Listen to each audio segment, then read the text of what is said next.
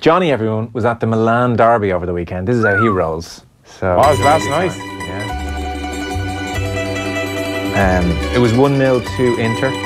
It was 1-0 to Inter. Was this your first Milan Derby? It was my first Milan Derby. I've been to Italian games quite a bit over the years, but seemingly you have, yeah. Like the flights were maybe €40 or something like that. Booked it a bit in advance, and my friend Nick Royal, who Ger Gilroy would know very well from the Setanta days back in the day, he's long travelled to Italy for games, and we go over there. A few of us kind of meet up. Maybe we don't meet as much anymore. One of my mates lives in Bologna, and he works for Goal.com.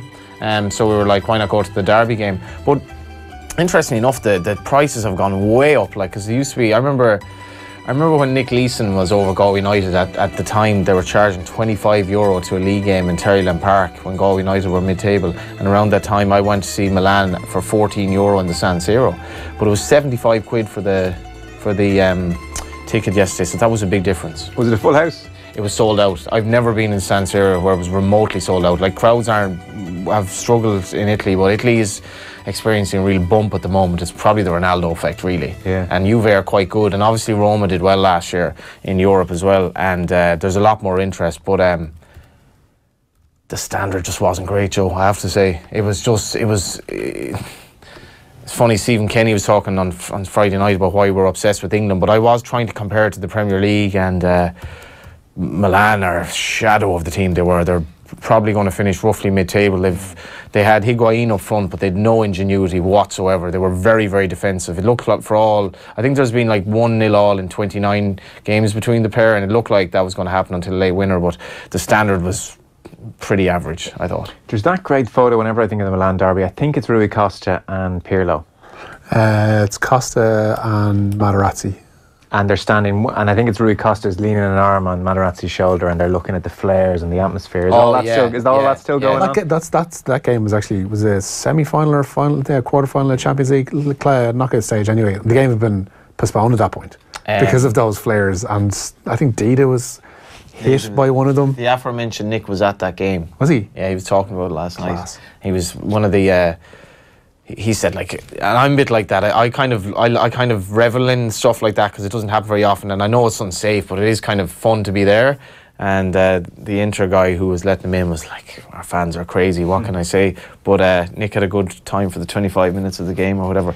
And was last night still like that, or? No, it was quite friendly actually, you know, because like we were in the intersection, but there were lots of Milan fans around, and there was no kind of tension whatsoever, and but there was a great atmosphere. Now, having said that, the San Siro is an amazing stadium. Like, I have to say, it's one of my favourite stadiums, but it wasn't incredibly tense. I don't think either team really believes they can win the league. Certainly Milan can't. Yeah. Juve or Napoli will win the league. But that takes a bit of the sting out of it in a way. But the other reason you go over to Italy is you just have to admire the fashion of Milan. Like whatever, you're never going to look as cool as an Italian bloke. Like, even at a match, you know, I was coming back on the tram, and I was kind of just looking around bored because my phone was dead, and it was like, just some of the clobber the lads are wearing, even at football games, they're miles ahead of us, and they go to watch games and drink like espressos, and they don't get smashed drunk or anything like that. They've a different. And I bought we had a meal in town yesterday for €9. Like, it's just, do things differently over there. But I love Italy, I have to say. I am wearing Massimo duty, but I really recommend people to go over to a Serie A game, and San Siro is fairly straightforward to get to. Right, okay. So recommended. I mean, when you say flights are €40 and you get that experience, I'm kind of thinking, why have I not done that? Yeah, flew via Ryanair, came back via Aer Lingus. Both are fairly feasible, but it was sad in a way watching Milan last night. That when you think of Milan, when we got into, Peter Brackley died last week, and obviously that evoked memories of Italian football. God, they're such an ordinary side. Like, Gattuso's their manager now, the old Terry, the Bulldog or whatever, but they're just miles behind. Okay. And so they sip their espressos. There's no big drinking culture pre-game or any of that stuff? No, we went to an English bar where they had a lot of West Ham memorabilia. Lovely little bar in town, but Italy is just totally different. Like, it always struck me.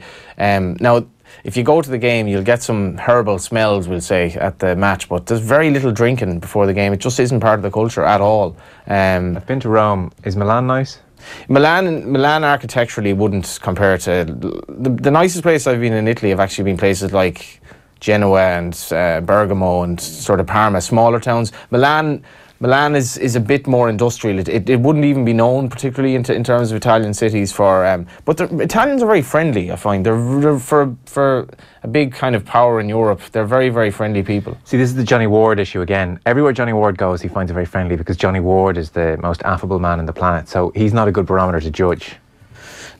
Well, I'd find them more friendly than, say, Parisians. Put it that way. Well, you know, I mean, Parisians aren't doses. But the Italians marvel at Irish people. Even now, they marvel at Irish people going over to their games. They still think it's strange that we go over to see Serie A, which I kind of think, like, why would we not? You know, why should we always be going to England? Yeah, no, fair point. And my mate, who's living in Bologna, he's wanted to see Messi like for so long, so he's booked like.